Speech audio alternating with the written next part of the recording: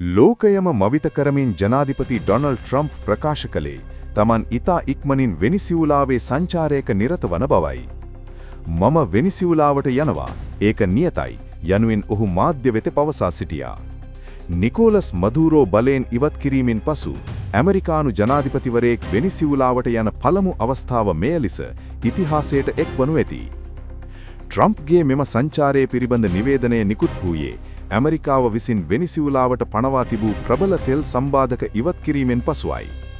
ඇමරිකානු භාණ්ඩාගාර දෙපාර්තමේන්තුව විසින් ෂෙව්රොන්, BP, ෂෙල්, එනි සහ රෙප්සෝල් යන දෙවන්ත තෙල් සමාගම් 5කට වෙනිසියුලාව තුළ මෙහෙයුම් ආරම්භ කිරීමට අවසර ලබා දුන්නා.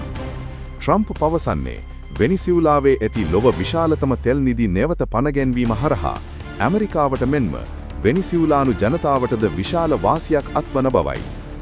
දැනට වෙනිසියුලාවේ අන්තර්වාර පාලනය මෙහෙයවන ඩෙල්සි රොඩ්රිගස් සමග පවතින සබඳතාවය 10න් 10ක් බවයි ජනාධිපති ට්‍රම්ප් පවසන්නේ.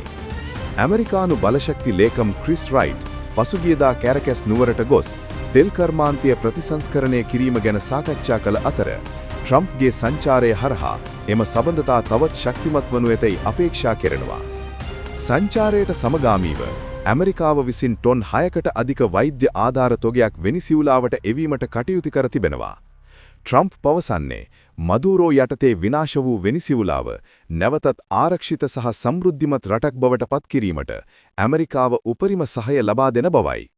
කෙසේ වෙතත් චීනය, රුසියාව සහ ඉරානය වැනි රටවලට තවදුරටත් වෙනිසියුලානු තෙල් ගනුදෙනුවලට මැදිහත් වීම තහනම් කර තිබීම විශේෂත්වයක්.